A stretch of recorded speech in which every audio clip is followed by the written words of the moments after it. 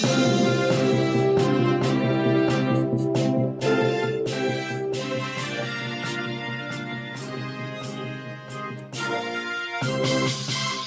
Bruins, I'm Michaela Milby. I'm Alex Clem. And I'm Lily Hill. And welcome back to Something's a Bruin.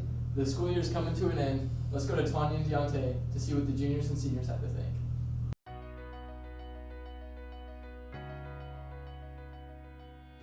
Are there any senior activities or events you want to happen next year? A big game of hide and go seek tag in the school Inside? and out. What's your favorite teacher? Maybe one you had this year. My favorite teacher has got to be Miss Moggins. She teaches Algebra 2, and she takes the time for everybody to learn, and very nice teacher. Are there any senior events / activities you want to have next year? I mean, they do it every year, but I'm looking forward to like senior skip day, and also like hopefully more pep rallies or like a senior versus teacher basketball game or something. What is the most helpful thing you've learned this year? Don't park in the senior parking lot. If you value your car in any way, don't do it.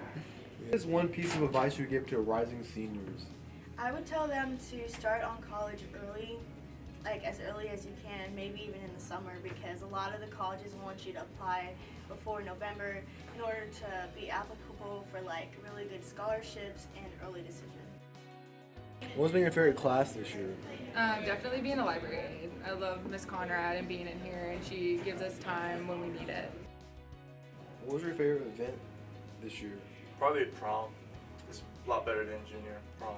What is your memory from prom? Probably it's like the dancing and then after party. Wow, I can't believe we're going to be seniors next year. Now let's go with Renelda and Lily to meet some of our senior teachers we'll be having. My group and I are the class of 2024, and over the course of the next few days, we're going to be interviewing senior teachers about the senior classes they teach and their opinions about the seniors as a whole. I'm here with Mr. Tolbane. I teach AB Calculus, BC Calculus, and Math Concepts / Personal Finance. Okay, and what are some expectations you have for the junior class coming in next year? I expect the junior class to do a really good job, working hard. I expect them to do a good job being leaders in the school, set an example for the underclassmen, and I also have an expectation that they'll be less attached to their phones as we get further and further away from NTI. I'm here with Miss David. And Miss David, what do you teach to the senior class? I teach honors pre-calculus and a class called probability and statistics.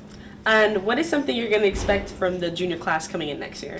I'm going to expect that they're still willing to work hard their last year here at Ballard. Honors pre-calculus is basically a college course, so they're going to have to work hard to be prepared if they want to take calculus in college.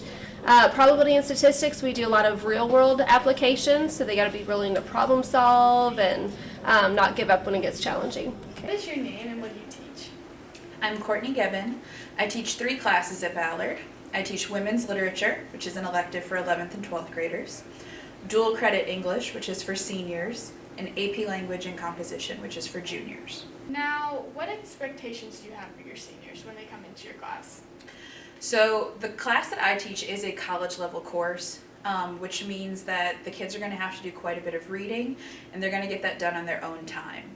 I also don't teach how to write anymore at this point.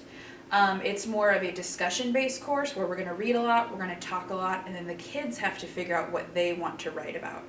So there's a lot of choice, which is good, but sometimes that freedom can be difficult for kids. Here with Mr. Crocker. What grades do you teach? 11th and 12th. I teach grade books to mostly 12th grade students. What made you want to do grade books? So grade books has been around for probably about 30 or 40 years at Ballard High School. Mr. Kalb taught it before I did. When he retired, we realized that somebody needed to take up the mantle of reading great works of literature, and I figured I was the best choice since I love books. What has been your favorite part about grade books? Seeing the joy that students get from not only reading, but understanding that literature creates deeper connections within humanity and the world. What's one advice you would give to 11th graders going into 12th grade who are taking your class? Read the book. I'm with Miss Conrad. And Ms. Conrad, how do you interact with the seniors here at Ballard? Well, the seniors use the library a lot. So we have a lot of our library aides are seniors, and they, work in the library. They shelve books, they check books in and out. They make copies for our copy center, and just any number of other errands or jobs that we have. What's your favorite thing about teaching interacting with seniors? Like, what about them it makes them different from freshmen or sophomores? Gotcha. I really enjoy working with seniors, of course, because you guys are very mature. You really see the light at the end of the tunnel, and you guys are like ready to just get assignments done. You're ready to figure it out, and you also know, like, if you're going on to college, things like learning how to use a research database is going to be important to you. So you're learning some life skills also. I'm here with Mr. Rich. And Mr. Rich, what do you teach for the senior class? I teach AP European History, that's an elective, and I teach AP Research. What is your favorite thing about interacting with seniors? I love, usually, if they're in my classes as a senior, they're focused and they have a goal. They're not dumping ground classes. We know those exist, unfortunately. They have a specific purpose for being there. They're trying to accomplish something. And it's also more casual. I don't have to give them motivational speeches. They have goals in mind. They're going to college. They're trying to make the best application possible. So often my classes, those two classes specifically, are part of that process. So, and I can be laid back. I don't need to be as hardcore about deadlines and expectations. They tend to follow them most of the time. Because if there's anything you can do to insult a senior, not that we ever want to do this, it's you tell them they're acting like the rest of the school, and that generally is all the motivation you need to get any change in behavior that is necessary. And I just enjoy. I can be more casual with them. I don't have to be like sometimes I am with my sophomores, as you might know. Yeah. So what are some expectations you have for the juniors coming in? You show up. You're committed. If you're not motivated, I always tell them at semester you're able to drop by school policy. So if you get into college or your motivations change, that's fine. Then drop the class. My expectations are not going to change. So if you just decide this is no longer your thing, that happens in life. And there's nothing wrong with, as you get older, getting out of relationships or switching jobs or any of those things. Just be honest about it. You wouldn't quit work and not tell your boss. You'd let them know. If you want to drop my class, let's have a conversation in December. Tell me what your plans are, and I'll support you in that. I'm here with Michelle Livesay. And Ms. Livesay, what do you teach to the senior class? Senior class, I have AP Literature and Composition. Okay. And what are some of your favorite interactions you've had with the seniors this year? My most favorite interactions with seniors is as they learn, we try and make it as fun as possible, and it's really the comical moments that are the most rewarding, and then of course within the humor there is always learning. What do you expect from the juniors coming in next year? For the incoming juniors or the rising seniors, I expect really just to have some intellectual curiosity. That's all I can ask. Okay?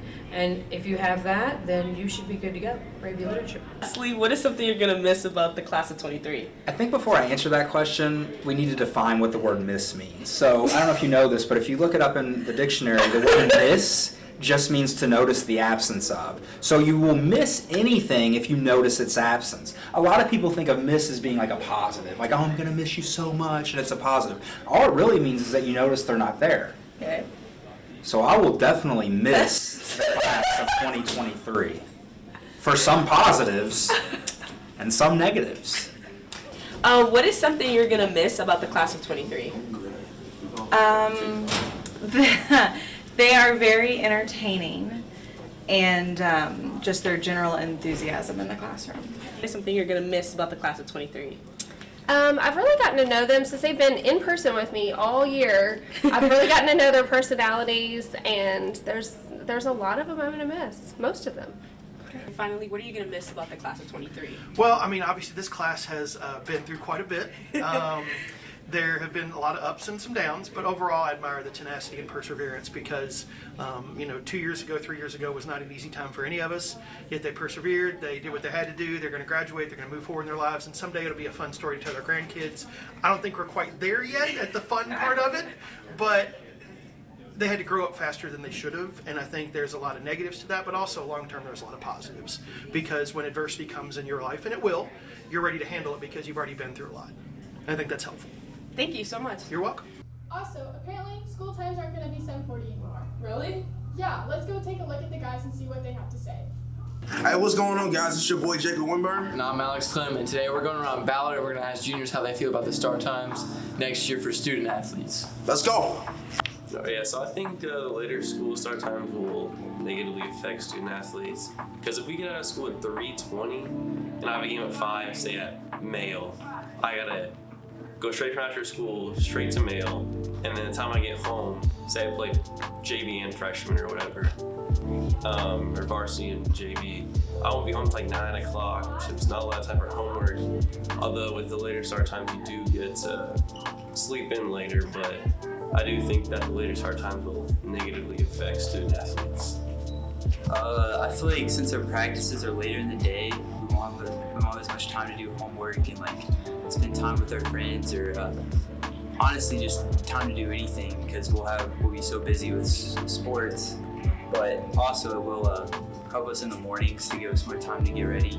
But I feel like there's not enough time in the day to be able to do sports and do your homework and be in bed by a decent time. I think it's going to affect student athletes because they're going to get more sleep, but they are going to have less time to like take naps after school. But if you are co-oping, you can leave school, and if you also don't have work that day, then you can just take a nap the whole day and then be refreshed for your game or practice or whatever you have. So with the later start times, I will be able to get more sleep, resulting in me playing better as an athlete. However, it will limit my time for homework after school and cause me to go to sleep later.